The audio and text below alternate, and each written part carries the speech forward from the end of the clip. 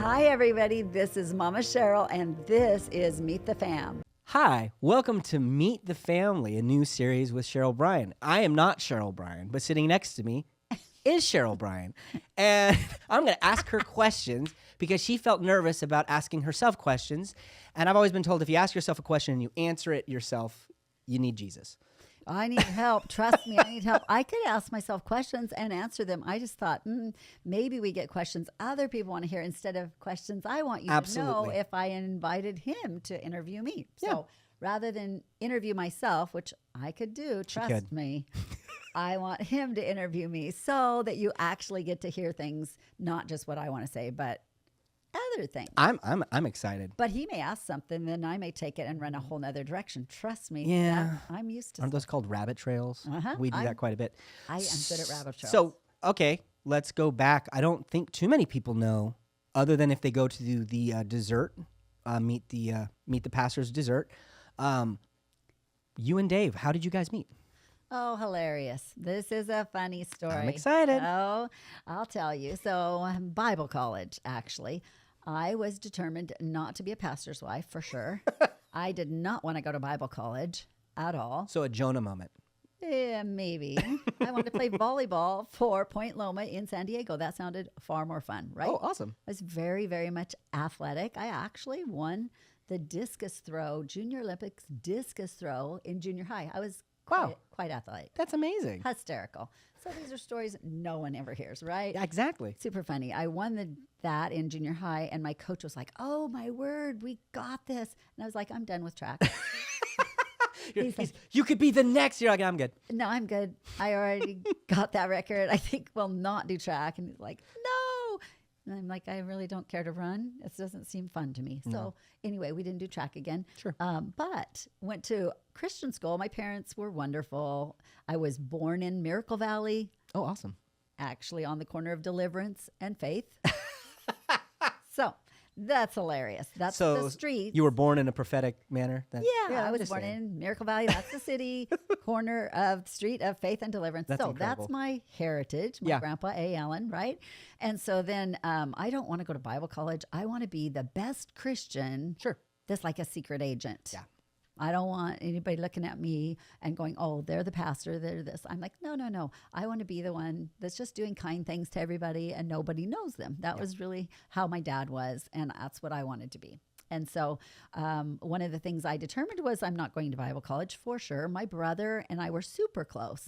His name is Steve, and he's wonderful. And he went to Bible college, and I was like, "You got boring. You went to Bible college, and instead of playing sports, you got to studying, and it was kind of, more boring." Yeah. Well, him and I were like buddies and really close, and he took my picture to Bible college with him. So he set my picture on his desk, Yeah.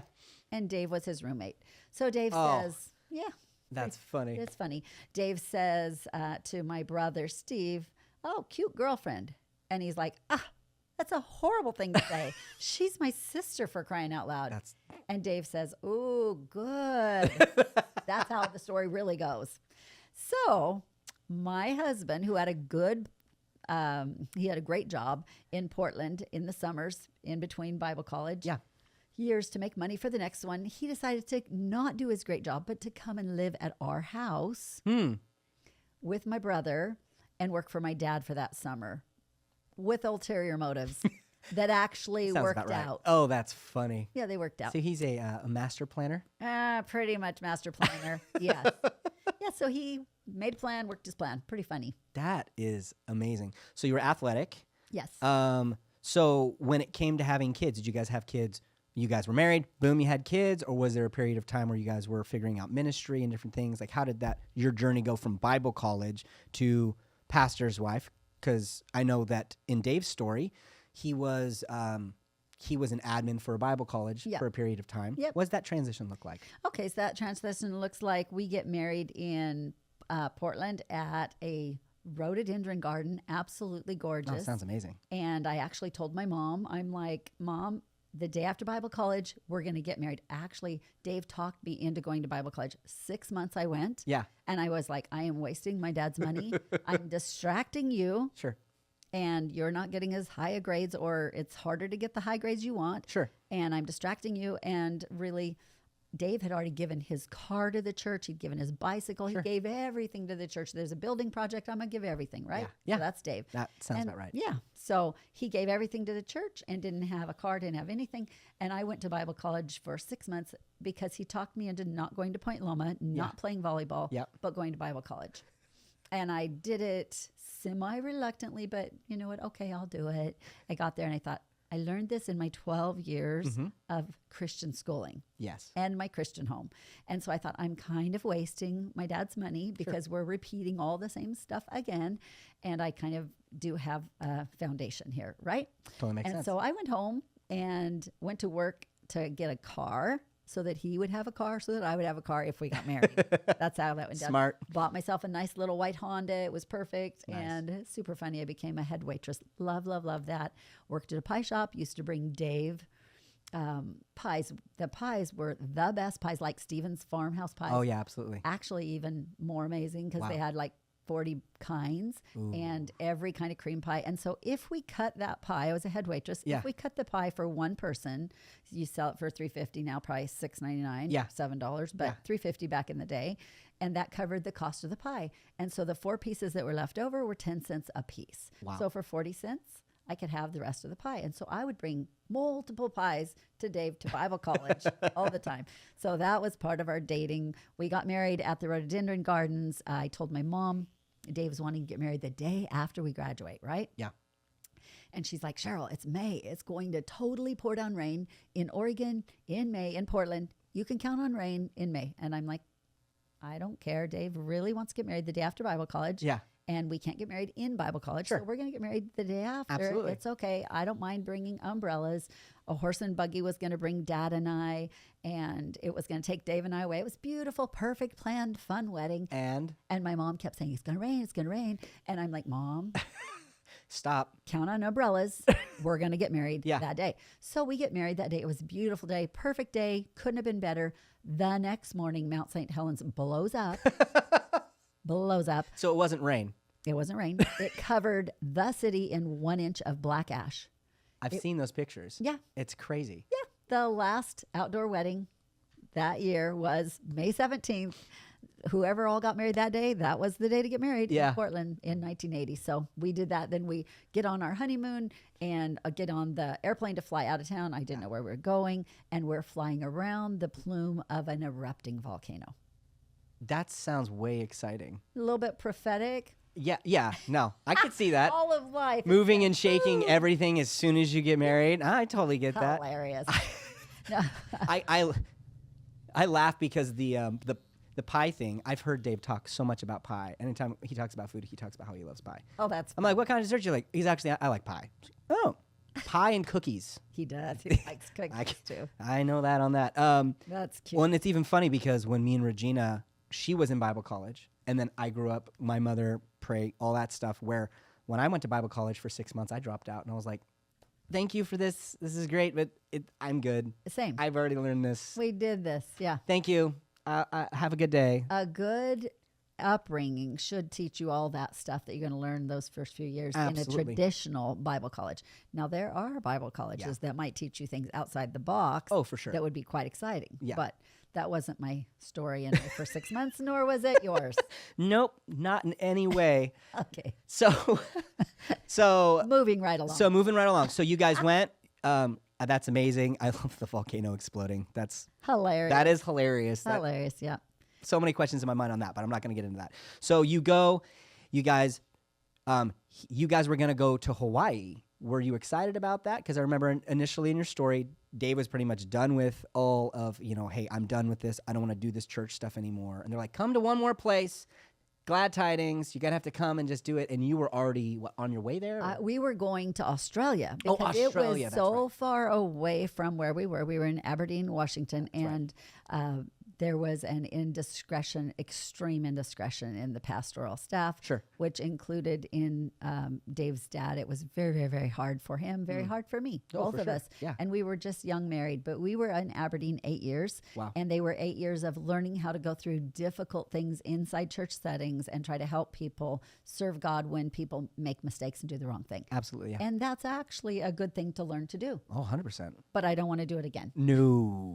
Experience is good once. It's good. I'm good. We You did learn the that. lesson. You don't got to do it again. Right. So Dave was ready to go to Australia. He's like, hey, I am so done because there's nothing I can do to fix what's going on here. They wouldn't put him in as pastor. He could have fixed the thing, but thank God he didn't. Oh, yeah. I'd be stuck in Aberdeen the rest of my life. Not that I don't love all you Aberdeen people. And we wouldn't have had this conversation either. Yes. I'm just being honest. We get to go up to Aberdeen now and speak there, and it's beautiful and wonderful, and I love those people. Yeah, it's awesome. But I'm just loving them from California. And I'm so happy about that. Roger was talking about earlier in a podcast we did the other time. He was talking about not wanting to go to California. Not me. I'm like, hey, pick me. Absolutely. Yuba City is the place to be. I love, love, love, love Yuba City. Well, you're 2 hours away from everything. Everything. I mean, it's like we literally drove up to the snow last weekend with me and my wife. Yeah. And then like 3 months And ago. your kids? Yep. No, we didn't bring the kids. Oh, Grandma got to met watch the the kids. kids. We celebrated 14 years. Oh, cool. So that was awesome. amazing. So yeah, I love that we were that close to everything. That's and it's funny beautiful. because when you find people that go, I'm not a fan of California, they find Yuba City, they're like, I like California. It's everything. They just think either surfing, they either think you're a surfer, or they think, oh, you're from LA, from San Francisco. They never think of the rural towns at all. I live in a walnut orchard. Yep. Right? Chickens and ducks follow me everywhere. Not that I want chickens and ducks to follow me everywhere, but they are quack, quack, quack everywhere. I'm like, the big rooster, not my friend. I'm like, stay away from the chickens and stay away from me. But it's hilarious. I live not like California. In fact, Yuba City, we have chickens everywhere. Yeah, absolutely. If you come to Yuba City and you aren't used to Yuba City, There's chickens everywhere. it's hilarious. They're actually starting. So the chickens. This is funny. The chickens were protected. So they've been protected for a long time. Like, don't kill the chickens. They're our staple. But they've breeding so fast. Yeah. I think we're at like 40,000 chickens. I That didn't know they're that. taking the embargo off, being like, please. Take- They haven't done it yet, but they're talking about getting rid of it. Please have a chicken dinner on the city. Oh, yeah. You cannot run out of food in Yuba City. We have fruit trees and nut trees and chickens laying eggs in every bush. It's awesome. That's amazing. If you just want to go hunting through the bushes, you'll find chicken eggs. So you've been here at GT for so long, and you guys have experienced so much. What is, because we've seen a lot of the successful ministries, but there are always those ideas that start, that you're thinking, this is a good idea, that you're like, that was not, that thought through. Probably shouldn't do that again. Are there any of those? Because I'm curious. We aren't Like ministries that you, or things that you were doing as a ministry, you're like, this would be great. And then you do it and you're like, oh, yeah, we shouldn't do that. Let me think. Well, I shouldn't get in the dunking booth again. That was not that fun. I'm like, they talked me into the dunking booth out of the 4th of July. The 4th of July picnics are fabulous. They're amazing. So much fun. I want to say this. You said you've been at Glad Tidings so long. And I'm like, not so long. 38 years? That's not so long. I haven't been here. I haven't been there for 38 years. No, heavens no. But when I've been here 150 years, then we'll say I've been here Absolutely. so long. I'm so excited about time shifting. You believe in time shifting? I 100% believe in time shifting. How- I believe we own time, and because we're eternal beings, time exists in us. You think eternity should be here and now? Absolutely. Well, I do too. So why do you think I've been here a long time? Because you're just starting in the baby ages. You still have another 100 years. You're good. You're not, you're not going. Okay. You're not going anywhere. Okay, we think down the same line. 100%. Well, time Hilarious. is the measurement for death.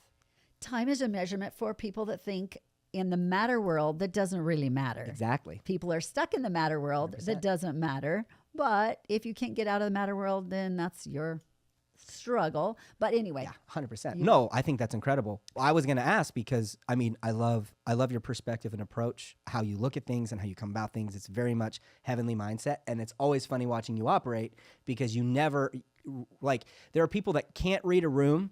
And then there's people that don't need to read the room to know exactly what's going on. And you're the kind of person that can just walk out there and you don't even have to know. You're in the spirit where you walk in and all of a sudden it's like, oh, she just solved that just by walking in the room, Well, which is incredible, which is how God operating in you. for me, everybody's different, right? But Yeah. I am a unique person. And so Yeah. when I started speaking, because I used to, remember, I didn't want to be pastor's Absolutely, wife. yeah. I didn't want the front. I didn't want anyone. I didn't even want people to look at me, I right? understand that. And so, yeah, then I started speaking and I would start to prepare for speaking. And God said, just speak in tongues. Yep. Just speak in tongues all day. Amazing. Then when you get up, I'll speak through you. That's amazing. And then I started adding, people are like, add Bible verses, this and that. And I'm like, I know a lot of Bible verses. Absolutely. No. God doesn't use those through me Yeah. typically as I'm speaking. Once in a while he does, Yeah. right? And actually Jesus, when he spoke once in a while, he said them as well. Absolutely. But not all the time. Absolutely. And so the funny thing is I wrote down some 3 for 5 cards and I would take them and think, you know what, I'm going to go with the flow of what God wants me to speak today, Sure. right? And so you said, what's something you wouldn't do again? I Yeah. wouldn't do this again. Sure. So I wouldn't try to write out anything that I'm going to say from the pulpit. Yeah. And I wouldn't try to put together 3 to 5 notes with Bible verses that I thought I would try to weave in, because I get out of the car and the Holy Spirit said, are you kidding me? And I'm like, Yeah. oh, Oops. what do you mean? He's like, did I or did I not say I would speak through you? Yeah. And so he's like, leave the notes in the car. And I'm like, they're Bible verses. Yeah. He's like, and you don't think I can't tell their Bible verses? Put them in the car. Trust me, I can Absolutely. speak through you. Sure. And so there are people that when they get up in front of people, they have everything planned out. And I know one really well. He's my husband. He has it all planned out. He actually has PowerPoints. If I Absolutely. don't have power in my finger, there is no PowerPoint. I get that. PowerPoint, this is my PowerPoint. That's the only one I know how to do. That's amazing. But the truth is, for Dave, the PowerPoint works. And Oh, he had absolutely. it prophesied over him when he was in Bible college. They're like, you're going to have pictures, and the pictures are going to tell the messages. Yeah. And his roommate's like, are you an artist? And he's like, no, heck no, I'm not an artist. And they're like, well, how are you going to have pictures that do messages? I think they missed it. Well, Nope, they here hit it he right on the is. head. He does PowerPoint pictures, and he loves doing them. Well, I couldn't create one PowerPoint with all of my capacity. Yeah. I just couldn't do it. It's not me. No. But so for me to try to do what Dave would do, Yeah. biggest mistake in the whole world for me. You know, the discover or the guy who created computer animation wanted to be an artist, but he couldn't draw. Oh, there you go. He couldn't draw at all. And so he knew computers, and he was like, well, if I can get these computers to speak to each other to create images, and he created what we now know as computer There animation. you go. So I think it's the same thing. I think if we limit ourselves, and Yep. you're saying it, if we limit ourselves into this is what it has to be, Yep. then we limit God that it has to be that way. People When limit God all the time. all the time. We got to try to remove that from being part of what we do. 100%. You also said, how did it go when you got into Aberdeen? How did you become pastors? Yeah. All that. So Dave became the school administrator. Yeah. We became the youth pastors, and we're doing everything to fill in all the places that are needed. We're home leaders, and on it goes. And it was wonderful, and I loved it. And I had 3 little baby boys and was raising boys and enjoying all of that. And then when the church had the crisis, and then Dave was like, let's go to Australia. How Yeah. about we spent 8 years trying to pick up pieces and help people that were hurting over people's sin. Sure, Sin yeah. hurts people. It always does. Absolutely. If you're considering it, don't do it. If you have an option and you're not coming out of trauma, please don't. Yes, exactly. Don't sin. This has It been a hurts. public service announcement. Please Yes. don't sin. Thank Don't you. sin. Sin hurts people. It hurts you. It hurts others. Absolutely. Even if the enemy's trying to tell you, oh, this. It's like, heck no. Sin is poison. It kills you. Yeah, absolutely. You want to live eternally Yeah. here and now? Live without that. Just, what do you call that? Announcement? What kind Yeah, of announcement? public service announcement. Public service. This is private service announcement for just the GT fam. Anyway, pretty funny. So when it comes to, for me, when I'm praying, I'll put on music. There's music that I listen to, or there's certain people that I'll listen to that'll start my mind sparking and get me Yeah. thinking in a different way. What are a couple people you listen to, or something that challenge you, that kind of broaden it? Or if it's not that, how much time do you pray in soaking, trying to get that perspective from God? Different seasons, different amount. Oh, absolutely. And so for me, I went through a season where God spoke to me and he said to me, Cheryl, if the president of the United States wanted to meet you at 4:00 in the morning, would you meet with him? And I said, of course I would. Yeah. even though I'm not political and Yeah, all for that, sure. we got to vote, but Yeah. not the big political one. And I was like, of course I would meet with him. And this was like 15 years ago. And if you don't meet him because you think he's awesome, you can meet him because you want to know what the heck he's doing, right? Either way, you're like, Something. I'm curious. Yeah, if he wants to meet me, Why let's does he do want it. to talk to me? Maybe I have a Absolutely. word for God from him and I don't know it yet, right? Sure. So anyway, of course I want to meet him. So then God said, perfect. I'd like to meet you every day at 4 a.m. Oh, And then I'm like, so you're a morning person. oh no, oh no, oh no. It would be like telling you, no. God wants to meet you at 4 o'clock. Yeah. And you're like, what? Yeah. I'm the midnight. I like the midnight Absolutely. 1 o'clock hour. Yep. But I just thought, okay, if he wants to meet me at 4 o'clock, Yeah. I'm going to meet him at 4 o'clock. And so that's how it started for me. And that took me into a place where I had a dopamine high that was over Absolutely. the top. And what I did was just what I call delighting in him. I would go and sit and just say, God, you wanted to meet me. And here I am. Yeah. And you can change anything. Which God told me later, write a book. And I haven't done it yet, but he said, write a book called The Ultimate Alchemist. He can transform a heart. He can transform a life. Absolutely. And that's what he did for me. He changed me from wanting to make sure nobody saw me to being willing to share anything with anyone from any platform or anywhere or a podcast or Yeah, anything. absolutely. And actually, one of my grandpa's, an old timer from one of my grandpa's meetings, old man, don't even know who he was, came up to me one day at a revival meeting of Paul Keith Davis, and he was prophesying, and he came up and he prophesied and said, sweetie, God's going to use you to teach the world from your living room chair. And you had no clue. There was no such thing. No, exactly. And I'm like, well, that's better than a platform. At least I'll be comfortable. At least I can be comfortable. Yeah, the rocking chair. Yeah, that's my gosh. perfect. But now I look at it and I think, how funny is that? God is going to use us to teach the kingdom from chairs. Absolutely. It's amazing. That's super awesome. If so, let's see. I'm trying to think of another good question. If you had, so that season of prayer, has there ever been a season? Is there anybody that you listen to challenge yourself at all, or anybody that you listen to that you're like, oh, I like their input? Okay, I love Neville Johnson. Oh, yes. So much. Neville Johnson's my hero. If you want to go on YouTube and look up Neville Johnson, The Keys to the Kingdom. It's fantastic. 7-part series, Power of the Mind, Power of Thought, Becoming Love. Phenomenal. My all-time favorite. I do love Justin Paul Abraham. I do love Emerson Farrell. Emerson Farrell is out of the box. He's going to be our ladies retreat speaker this year. Can't even wait. That's Yay. amazing. He's way out of the box. Yeah. And anybody really, for me, God said, I'm going to kick the ins and the sides out of that box. You try to keep me in. And That's so awesome. it's kind of hard to find people that have let God kick the ins and the sides out of the box. Sure. It really is. Oh, absolutely. And so pretty funny. This is a comical thing. Yeah. David Martin is a friend of ours, and he's a brainiac. I love it. He's a total brainiac, and he's not my same wavelength as far as able to compute like that. And so I laughingly tell him he's my friend, the brainiac. I adore him, right? Yeah. But he actually challenges me more than most Christians, because when I say to him, I'm like, God told me that he wanted me to walk like Enoch walked. Yeah. You know what he said to me? He's like, Cheryl, of course you can do that. And most people look at me like, walk like Enoch walked. Yeah, and they're like, that's crazy. And You he's can't just like, do that. sure, go for it. He said, of course you could do that. And then I said, well, I believe that Jesus is I believe I don't need natural food, natural water. I believe that he's the life. I believe the Spirit is the substance. He said, of course. And I'm like, okay, now this is interesting. So yeah, that kick the ins and the sides out of that box. God is everything. Absolutely. He is in us. If Jesus is in you, Yeah. then resurrection life is in you. Absolutely. And eternal life is In you. here and now. Absolutely. And we have got to shift our thinking of the kingdom. Jesus said the kingdom of heaven has come. Yeah. And it's coming. Absolutely. So one other question. You guys love to pick up hitchhikers. I know you and your hubby, you do that all the time. I do. And I bet you have some interesting hitchhiker stories. I want to hear one or two that of your top hitchhiker stories. Mine are usually fabulous. My husband gets the really gnarly ones. I mean, honestly, it's hilarious. It's hilarious. I mean, I do pick up one. I picked up a guy and he's scared of me and he's like, are you going to hurt me? And I'm like, no. Nope.